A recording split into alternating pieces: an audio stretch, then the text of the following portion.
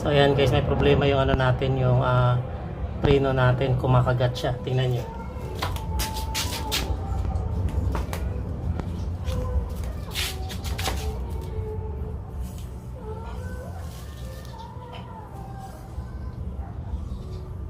Ayan, hindi siya ganun ka-gas pero kumakagat siya.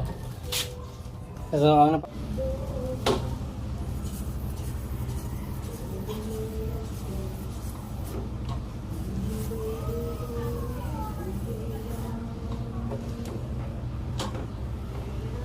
ang napapansin ko dito guys, ano tawag dito, itong ano natin, para siyang pag ini-steady natin, para siyang lalambot bigla pag nakapreno tayo. So sa tingin ko yung fluid niya kulang na, or may hangin ba, or so depende na lang talaga. So dito check natin, wala naman siyang tulo dito guys. Wala siyang leak dito sa kanyang dito yung pinaka pump niya.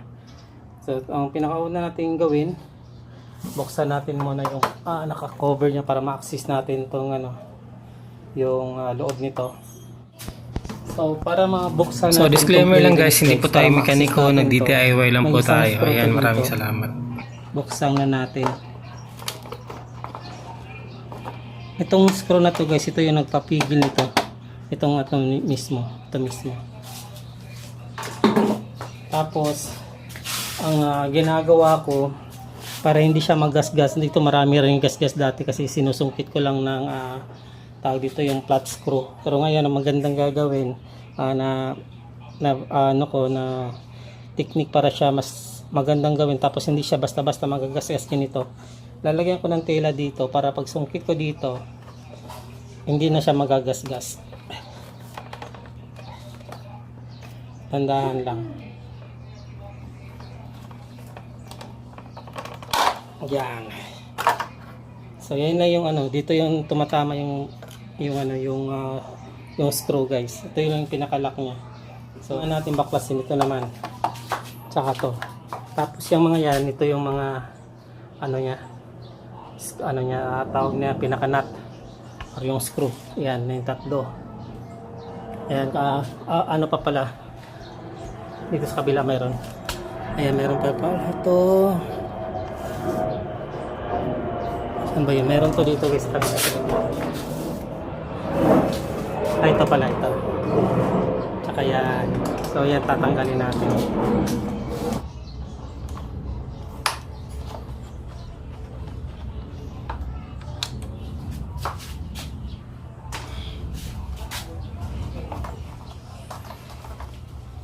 Tanggalin na lang din natin itong sa kabila.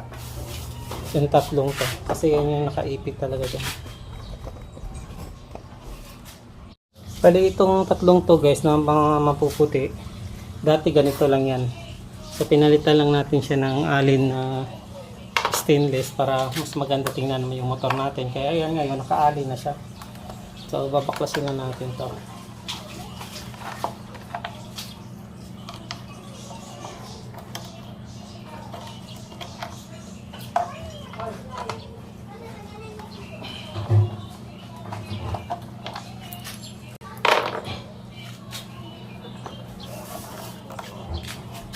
Dito alugin na lang talaga siya guys. Madidiscover nyo na yan pag kayo na magbaklas.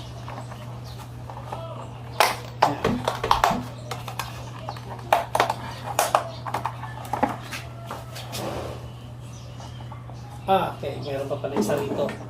Meron pa pala dito isa guys, nabasag din siya. Ito pala yun. Yan, dito patago. Ito hindi nakapagbukas nito guys, kaya di ko maano sa inyo kung ano talaga saan siya umiipit, kaya nangangapa ulit tayo.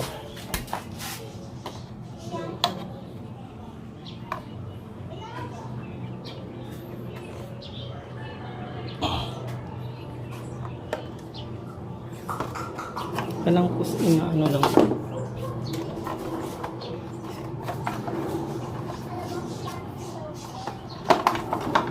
pinababa lang.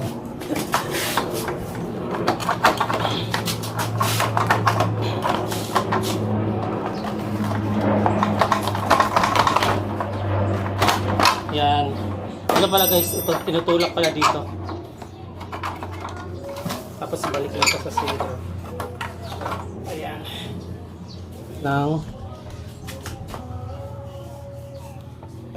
Ayun, kulang nga siya ng langis guys. Ay, hindi, puno naman. Pero may bula. Ay, may bula tuloy. Nagbibisaya na naman ako guys. May bula pala siya guys, oh. Kaya siguro siya pumapalya. So, hindi ko na lang siguro to anuhin guys. I-ano na lang natin siya, i-bleed. So, ito pala sa isa natin na ginawa guys. Bumili na kayo nito guys pag magbukas kayo ng inyong tawag dito. Itong pinakalagayan ng brake fluid. Pag magtanggal kayo nito, bilhan nyo na kagad ng ano guys, ng yan, stainless na naka 8 ata to, 8mm, para mas madali siyang mabuksan pag mag-maintenance kayo. Tapos bago kayo mag-maintenance guys, siguraduhin nyo na may sapin. Kasi yung acid ng brake fluid natin, matapang yan. Nasisira yung ating pintura. So buksan lang natin to. Kasi dati guys, sa isa kong motor, dito ko sa motor na to, itong motor na to, hirap na hirap ako niyan magbukas. Ayan o, na gumaganyan, bumibilog. Yung isa hindi ko na binalik kasi ano yan, bumilog na yung parang pinaka-screw niya. Kaya ito, mas maano na siya, mas madali siyang i-maintain, madali siyang baklasin. Tsaka hindi na siya kakalawangin.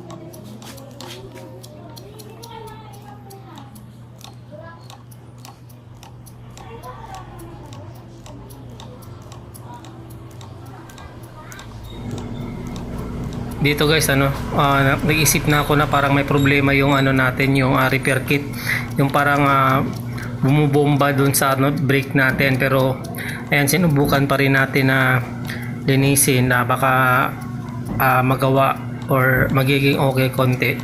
Pero kung hindi talaga, so kailangan siguro talaga palitan ng repair kit, yung parang gasket dyan, para pag pump nya malakas yung pumping nya, para yung caliper natin magdi-disengage talaga. So pag-iisipan ko pa yan sa parting yan.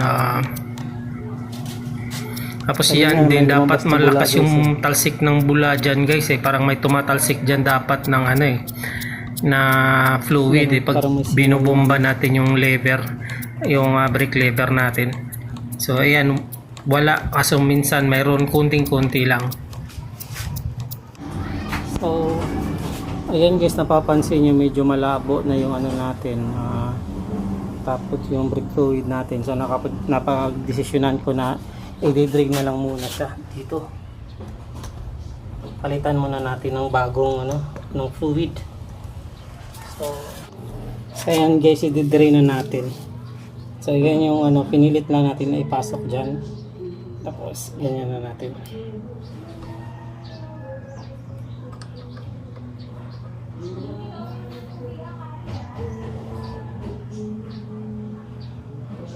Ayan, tumatakbo naman Kaya try ka natin. Ayan, pinapump natin ito sa taas. Ayan, para lumabas.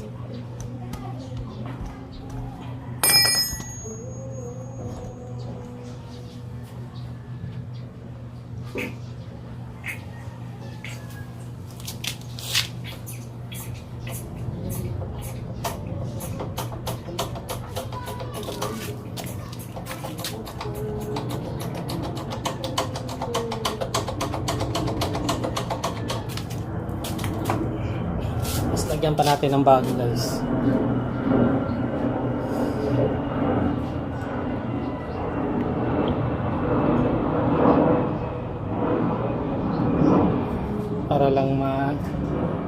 ma-drain talaga yung dumi.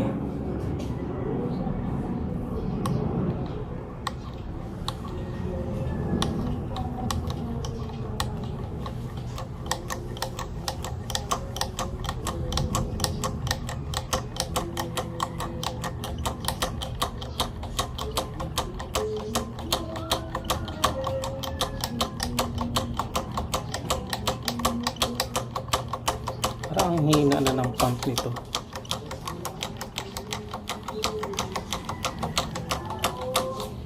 Ang hina ng pump.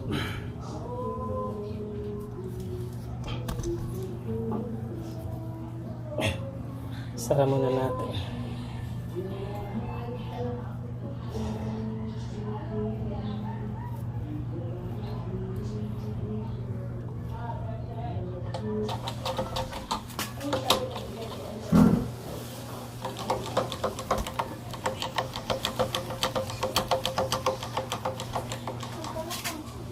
Parang hina ng pump niya. Parang hindi normal yung ano niya, guys.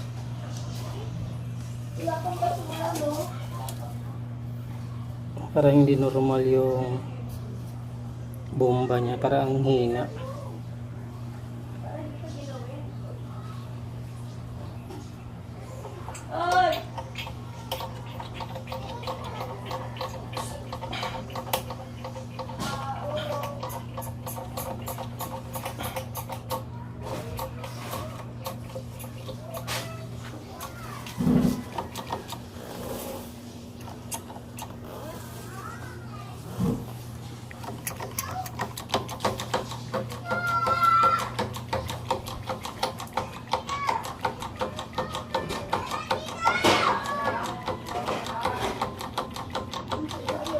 Ayan guys, so wala nang laman yan. Lagyan lang natin.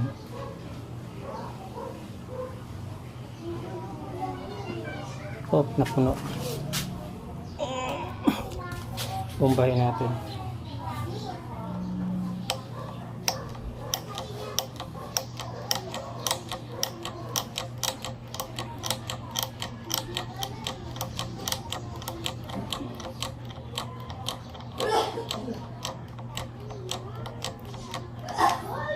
Ayan, may lumalabas na bubbles. Oh.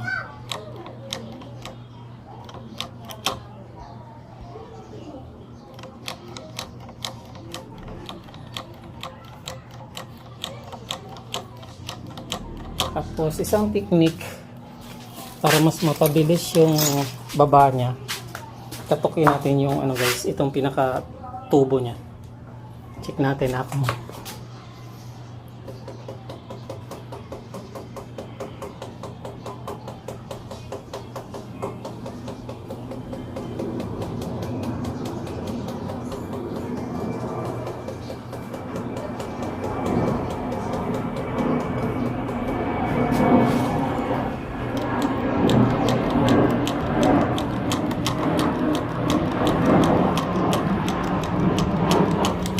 So ayan guys, hanggang ano lang yan.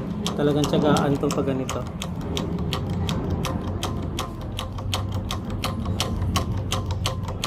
Kailangan tumigas yan. Sobrang hina ng ano niya, pump niya. Nagtutudan ako dito sa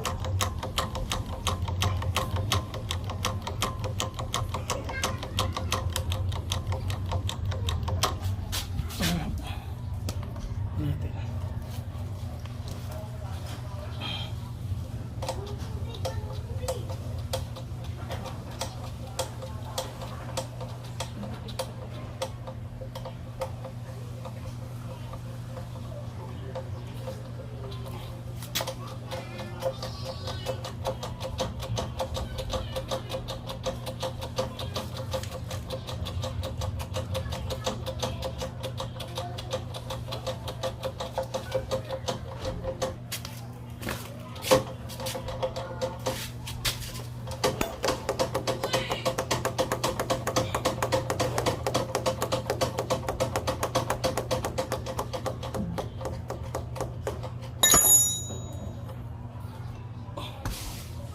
Kaya bumaba na konti, ilalak lang natin.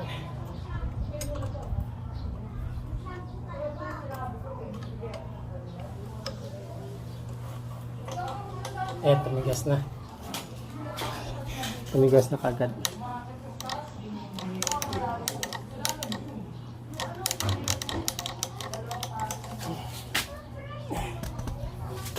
Tumigas na, tapos yan, sobrang baba na, dagdagan na natin.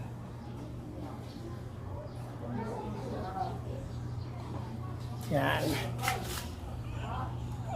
Tapos ito guys, yan, tumigas na rin siya. Hindi kaya kanina.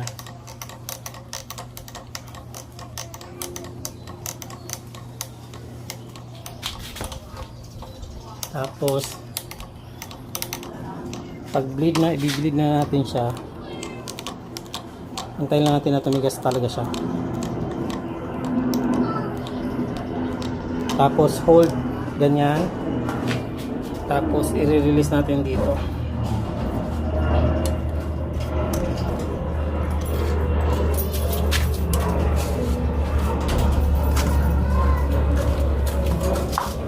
Release. Ayan, hangin lang lumabas guys. Tapos nakita nyo, binalik natin sa paghigpit. Nakaganyan na tayo. Tapos, yan, pampuli, yan, tumaas na konti yung ano natin. Yung distansya nito hanggang dito. Pansin niyo, kanina masyadong mababa. Tapos, ganyan uli. Hold, pisil yan, ganyan nakapisil. Tapos, release, yan. Sorry ah.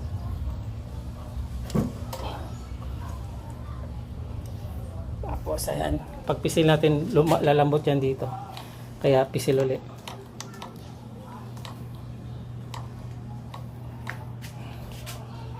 Tapos, repeat the process lang guys. Pumping nyo lang siya. Tapos, hanggang wala nang lalabas na bula rito. Dito, mayroon pa konti. Oh, sa gilid. Dito banda. Ayaw ko kung nakikita sa camera. Pero at least malinaw na yung langis niya.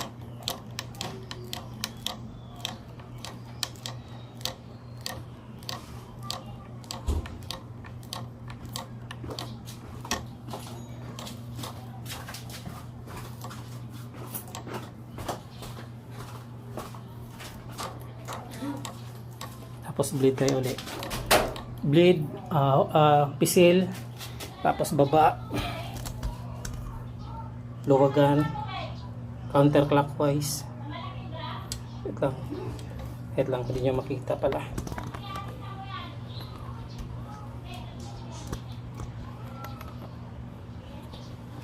Para makita nyo to. Ayan.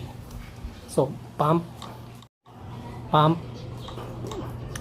tapos pisil, tapos bleed.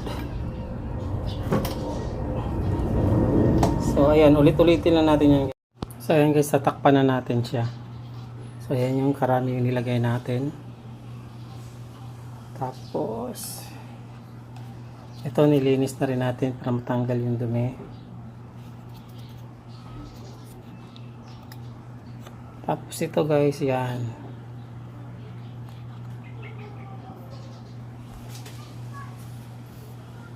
Kabit natin yung stainless natin. Laking tulong talaga itong stainless guys. Kasi pag nagkukurod nga pag yung dahil sa ano natin, sa brake fluid natin. So mahirap talaga siya tanggalin yung takip nito. Pag hindi pa pinalitan natin ng stainless. So itong ano na to, stainless na to guys, napakalaking tulong to pag mag-maintain tayo ng ating ano. So ano muna natin, stop muna natin, higpitan ko lang to. So ayan guys, medyo okay na siya. Mayroon na lang konting-konting kagat. Kumbaga gumanda siya yan. Oh. Yan, gumanda siya nung pinalitan natin siya ng fluid at saka pinamp natin. Pero may sabit pa rin konting-konti. Ay, parang nawala na nga. Ay, parang wala na nga guys. So, yun ang ano natin, nagawa natin. Akala ko nga kanina wala. Wala na rin siya. Oh. Yan, okay na. Kaysa naman kanina. So, ang ginawa pala natin na pinalitan natin ng brake fluid na na ito dot 3 kasi ito naman yung naka-indicate dito, dot 3 or dot 4 yung nakalagay, so ginamit natin dot 3. So okay naman siya. Tapos napansin ko rin guys, dati kasi pag pinisil ko na siya ng ganyan, sa katagalan bigla siyang lalambot. Ayan, hindi na siya lumalambot. Dati pag naka-steady ganyan, lulusot siya hanggang dito, didikit siya dito. Ngayon hindi na. Ayan, pisilin pa natin. So wala na talaga. Hindi ko lang napakita sa inyo. So yan ang una akong napansin. Para minsan lumulusot siya na yan yata yung tinatawag nila na lumulusot. So lumulusot siya minsan. Ayan, hindi na talaga siya lumalambot guys.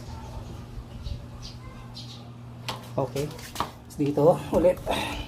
So ayan guys, mas maganda na siya pero hindi pa rin ako satisfied kasi may naririnig akong kalansing pa rin konti. Ayan o. Ganda na yung free wheel niya. Pero kung naririnig nyo, mayroon siyang konting kagat. So ang maganda sana gawin dito, babaklasin natin. Tapos lilihain natin yung pinaka brake pad niya. Which is wala na tayong oras din. So sa susunod na lang na video natin to, sa pangalawang video. Yan yung gagawin natin para matanggal na talaga yung tunog. Yan yun. Yan. May tunog talaga siya guys. Pero yung free wheel niya okay na. Hindi kagaya kanina na sobrang tigas. Ayan, tanggalin lang natin yung maingay sa susunod natin na video.